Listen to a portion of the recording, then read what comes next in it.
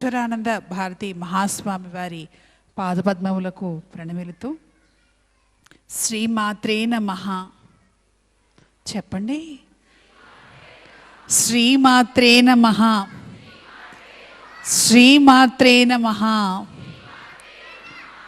చక్కగా ఇవాళ ఏంటి నువ్వు నాతో పాటు చెప్పేస్తావన్నీ? ఇంత పిల్లలందరూ సరస్వతి పూజ చేశారు కదా, ఈరోజు తల్లిదండ్రులతో పాటు వచ్చి చేశారు. ఇంతకుముందు ఇలా వచ్చి ఇలా కూర్చొని చేశారా ఎక్కడైనా? లేదు. ఎందుకు చేయించాం పిల్లలకి? మరి పెద్దవాళ్ళకి? మనిషి ఎప్పుడూ జీవించి ఉన్నంతకాలం నిత్య విద్యార్థి, ఎవర్ గ్రీన్ స్టూడెంట్. సరస్వతీదేవి చదువునిచ్చేటువంటి దేవత. తెలుసా పిల్లలందరికీ? తెలుసా? సరస్వతీదేవికి సంబంధించి ఎన్నో నామాలు విన్నాం, చక్కగా పూజ చేసుకున్నాం. ఐశ్వర్య లక్ష్మి కుబేర ఉత్సవాలలో చిట్ట చివరి రోజుకు వచ్చేసాం, ముగింపుకు వచ్చేసాం. ఉదయం మంగళప్రదమైనటువంటి కళ్యాణం, ఇప్పుడు సరస్వతీదేవి పూజతోటి పూర్తి చేసుకోబోతూ ఉన్నాం కార్యక్రమాన్ని. సరస్వతి అంటే విద్యకే కాదు, వాక్కుకు కూడా అధిదేవత. చక్కగా మాట్లాడితే పొద్దున కూడా చెప్పుకున్నాం, సరస్వతీదేవి నాలుక మీద ఉంటుంది అని. సిరి సంపదలు ఐశ్వర్యం కావాలన్నా కూడా సరస్వతీదేవి అనుగ్రహం ఉండాల్సిందే.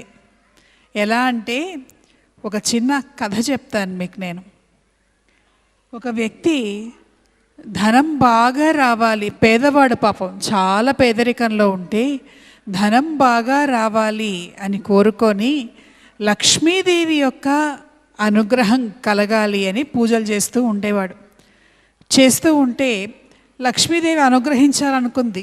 పక్కనే ఆమె భర్త ఉన్నారు. ఎవరు లక్ష్మీదేవి భర్త? ఎవరు? నారాయణుడు, విష్ణుమూర్తి, వెంకటేశ్వరుడు.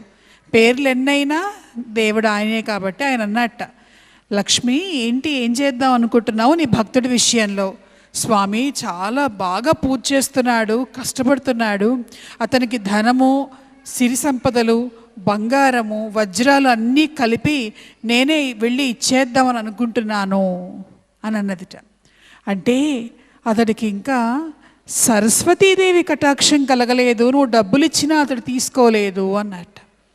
అదేవిటి స్వామి, ధనానికి అధిదేవతని నేనిస్తే డబ్బులు ఎందుకు తీసుకోడు అంటే, లేదు లేదు, ధనం సంపాదించాలంటే జ్ఞానము తెలివి కూడా ఉండాలి, ఉంటేనే నువ్వు ఇచ్చే డబ్బులైనా చేరుతాయి. కొంతమందికి తెలిసి కథ తలుపుతున్నారు అప్పుడే. ఏమిటి అని అంటే, సరే ఎందుకు తీసుకోవడం నేను చూస్తాను అని చెప్పి ఒకరోజు ఒక పెద్ద గుమ్మడికాయలో దాని నిండా బంగారము వజ్రాలు నింపి ఒక బ్రాహ్మణుడి వేషంలో ఒక వ్యక్తిని పంపించి అతడి దగ్గర పంపించింది. పంపిస్తే తీసుకో ఇది అని చెప్తే అతను తీసుకున్నాడు. తీసుకున్నాక అనుకున్నట్ట, నాకు అసలు తినటానికే ఆహారం లేదు, ఇప్పుడు ఈ గుమ్మడికాయని తీసుకొని వెళ్ళి నేనెక్కడ కూర వండుకొని తింటాను, నా వల్ల కాదు, ఇది ఎవరికైనా ఇచ్చేస్తాను అని చెప్పి తీసుకెళ్ళి ఆ చెట్టు మొదట్లో బారేసి ఇంటికి వెళ్ళిపోయాడు.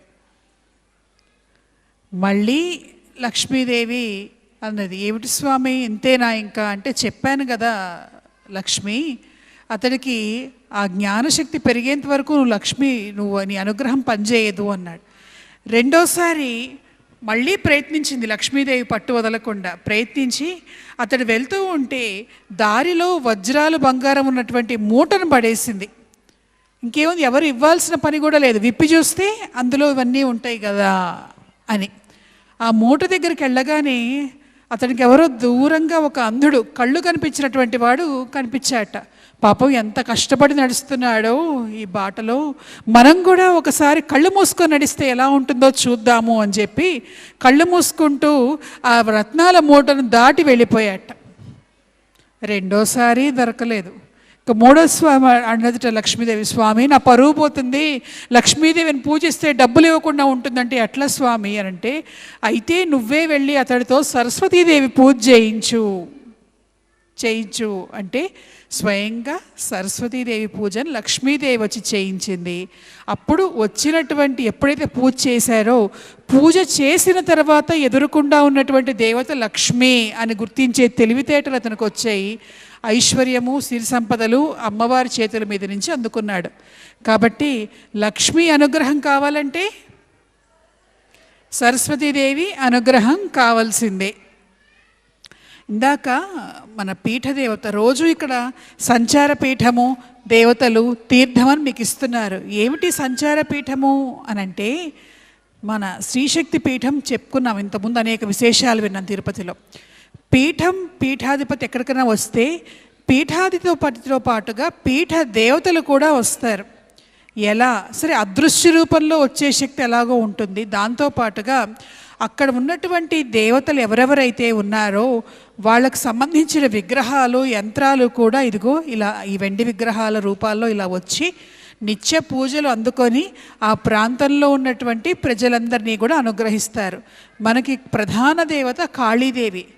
కాళీదేవి అంటే అమ్మో భయం, మెళ్ళో పుర్రెల మాలేసుకుంటుంది, నాలుక బయట పెట్టి ఉంటుంది.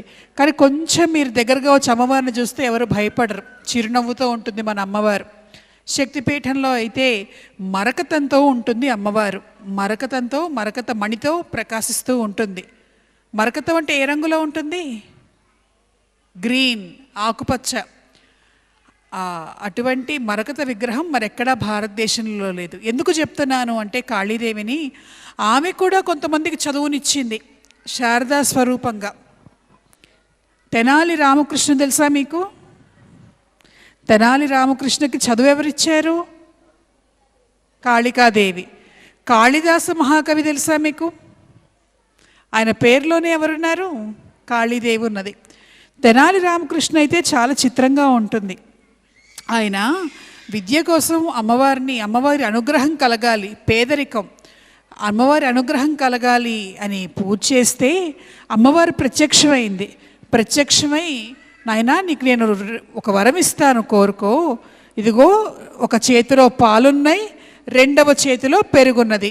చదువు కావాలంటే పాలు తీసుకో, సంపదలు కావాలంటే పెరుగు తీసుకో, రెండిట్లో ఏది కావాలి నీకు అని అడిగింది.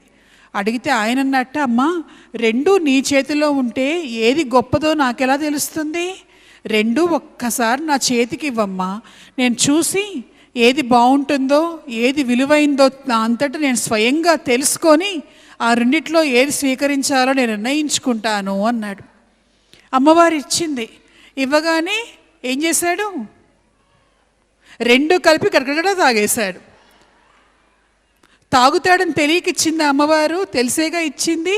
అలా విద్యను, సిరి సంపదలను రెండిటినీ కూడాను కాళీదేవి అనుగ్రహంతో తెనాలి రామకృష్ణ సొంతం చేసుకున్నాడు. కాళిదాస కవి అయితే ఏం చేశాడో తెలుసా?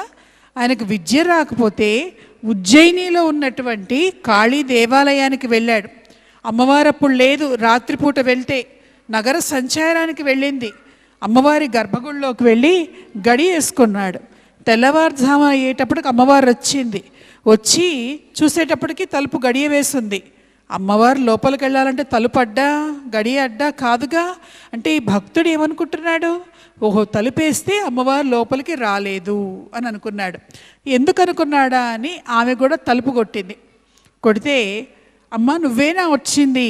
నేనే వచ్చాను నాయన, ఒక్క నిమిషం ఉండు, ఈ తలుపు సందులో చూసి నువ్వో అవునో కాదో కన్ఫర్మ్ చేసుకుంటానన్నాడు. చూశాడు, అమ్మవారు కనిపించింది. మరి ఇప్పుడు తలుపు తెరువు నాయన అంటే, లేదు లేదు, నాకు నువ్వు చదువు విద్యను ఇస్తేనే, జ్ఞానాన్ని ఇస్తేనే నేను తలుపు తెరుస్తాను అని అన్నాడు. అలాగే అని ఆమె అతడి నాలుక మీద బీజాక్షరాలు రాసింది. మాణిక్య వీణాముపలాలయంతీం మదాలసాం మంజుల వాగ్విలాసాం అని అమ్మవారిని చూడగానే కవితాధార, కవిత్వం మొదలైంది. కాళీ అనుగ్రహం పొందాడు కాబట్టి, ఆమె అనుగ్రహంతో విద్య వచ్చింది కాబట్టి ఆయన పేరేమైనా వచ్చింది? కాళిదాస మహాకవి అని వచ్చింది. అలాగే రామాయణం తెలుసా మీకు? రాముడు తెలుసా? రావణాసురుడు తెలుసా? రావణాసురుడికి ఒక తమ్ముడు ఉన్నాడు. ఎవరు? కుంభకర్ణుడు. ఇంకో తమ్ముడు ఉన్నాడు, ఎవరు? విభీషణుడు. ఇంకొక వ్యక్తికి సంబంధించి కూడాను ఆయనకి సంబంధించినటువంటి ఇంకొక వ్యక్తి కూడా ఉన్నారు. ఎవరు? సోదరుడుగా చెప్పారు పొద్దున. ఎవరు? కుబేరుడు. సరే, అయితే రామాయణంలో ఏం జరిగిందనంటే, కుంభకర్ణుడు బ్రహ్మదేవుడి గురించి తపస్సు చేశాడు. బాగా దేవతలందరినీ గెలవాలి, అసలు దేవతలు అనేటువంటి వాళ్ళు లేకుండా చేయాలి అని తపస్సు చేశాడు. చేస్తే దేవతలందరూ బ్రహ్మదేవుడి దగ్గరికి వెళ్ళాడు. స్వామి, ఏ రాక్షసుడు తపస్సు చేసినా నువ్వు వరం ఇచ్చేస్తావు, ఇతడేమో దేవతలే లేకుండా నేను వరం కావాలి అని తపస్సు చేస్తున్నాడు, నువ్వు వెళ్ళి వరం ఇవ్వద్దు అని అడిగారు. నేను వరం ఇవ్వకుండా ఉండలేను, మీకు చేతైతే అతడు తపస్సు చేయటం ఆపించండి అని అన్నాడు బ్రహ్మదేవుడు. ప్రయత్నాలు చేశారు, కానీ తపస్సు ఆపించలేకపోయారు. అప్పుడు వాళ్ళందరూ సరస్వతీదేవి దగ్గరికి వెళ్ళారు. వెళ్ళి, దేవతలమ్మా, నువ్వు అతడు మాట్లాడే మాటను కట్టడి చెయ్యి. బ్రహ్మదేవుడు ఎలాగో మా మాట వినట్లేదు, అతడు ఎలాగో వరం అడుగుతాడు, బ్రహ్మదేవుడు ఇస్తాడు. ఆ అడిగే వరం ఏదో మాకు ఉపయోగపడేటట్లుగా చెయ్యి. అందరి నాలుకల మీద కూడా నువ్వు ఉంటావు కదా తల్లి, మాట వచ్చినట్లుగా చేస్తావు కదా, నువ్వు ఆ పని చెయ్యి అని అడిగితే సరే అని అన్నది అమ్మవారు. అని బ్రహ్మదేవుడు ప్రత్యక్షమయ్యాడు.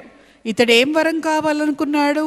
నిర్దేవతం, దేవతలు లేకుండా, దేవతలనే వాళ్ళు లేకుండా వరమివ్వు, అంటే దేవతలు నశించిపోవాలి అని వరమివ్వు అని కోరుకుందాం అనుకున్నాడు. బ్రహ్మదేవుడు కనిపించగానే ఇతడు నోరు తెరిచాడు. సరస్వతీదేవి అతడి నాలుక ఉన్నటువంటి శక్తిని ఆమె కంట్రోల్ చేసింది.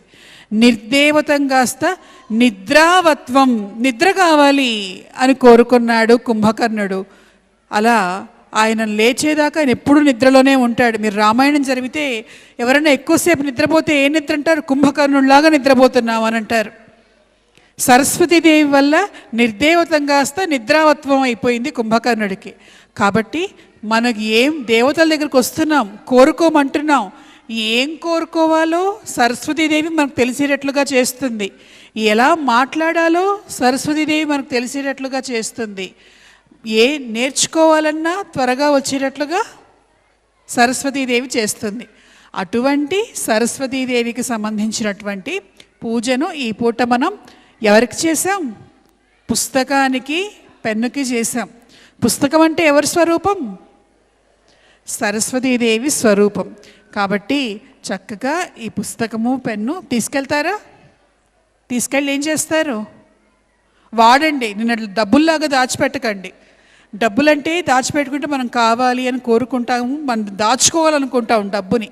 విద్య అట్లా కాదు, 10 మందికి పంచాలి, మనం నేర్చుకోవాలి, 10 చోట్ల 10 మందికి మనం పంచాలి. కాబట్టి అందరూ చక్కగా వాడండి. ఈ పూటతోటి ఈ 3 రోజుల ధర్మ ప్రచార యాత్ర కార్యక్రమం పూర్తి కాబోతూ ఉన్నది, పరిపూర్ణమవుతున్నది. పూర్తయిపోతుంది అనక్కర్లా, పరిపూర్ణమవుతుంది. ఎందుకంటే అందరూ వచ్చారు, 3 రోజులు చక్కగా అమ్మవారి అనుగ్రహాన్ని పొందారు, స్వయంగా మీ చేత్తో మీరు పూర్తి చేసుకున్నారు. ఇంతటి అద్భుతమైనటువంటి కార్యక్రమానికి సహకరించినటువంటి వాళ్ళు చాలామంది ఉన్నారు. మన వాళ్ళు చెప్తారు ఎవరేంటనేది. అయితే నేను ప్రత్యక్షంగా ఈ కార్యక్రమానికి ఇక్కడ రావడానికి సంకల్పించినటువంటి వాళ్ళు ఉన్నారు. ముఖ్యంగా ఎక్కడున్నారు? ఉమేష్, వైశాలి దంపతులు ఇక్కడికి సోలాపూర్కి రావాలి అని సంకల్పించినటువంటి వ్యక్తి ఆవిడే ప్రధానంగా, శ్రీమతి వైశాలి. ఆవిడ అమెరికాలో ఉంటా కూడాను మన పీఠానికి వచ్చి సంవత్సరంలో 2-3 నెలల పాటు ఉండి చక్కగా ఆవిడ అక్కడ హోమాలు, పూజలు అన్నీ చేయటం మాత్రమే కాకుండా, మేము ఇక్కడికి రావాలి, మన పీఠ దేవతలు ఇక్కడికి రావాలి, మా స్వామివారు అక్కడ చిత్రపటం నుంచి మిమ్మల్ని అందరినీ అనుగ్రహిస్తున్నారు, రావాలి, మీరు రండి అని అడిగారు. అడిగితే రావాలా వద్దా అని ఆలోచిస్తూ నేను చెప్పాను, ఎక్కువ శ్రమ పడకండి, ఎక్కువ కష్టపడకండి అని. ఆవిడన్నారు, నేను ఒక్కదాన్నే కాదు, మాకు 100,000 మంది భక్తులున్నారు అని చెప్పారు, చూపించారు. ఇదిగో ఇక్కడ అందరూ కూడా వచ్చారు, చాలా సంతోషం. వారి శ్రీవారు ఉమేష్ ఇక్కడ, అలాగే వారి కుటుంబ సభ్యులు శ్రీమతి తేజస్విని ప్రశాంత్, అలాగే అస్మిత వారి హస్బెండ్ సనత్ కుమార్, శాంత, శ్రీ నాగేశ్వరరావు, వీళ్ళందరూ కూడా ఈ కుటుంబంలో ఉన్న వాళ్ళందరూ కూడా మా పీఠ భక్తులు అవటం వల్ల మేము వాళ్ళు ఇక్కడికి రావటం అనేటువంటిది జరిగింది.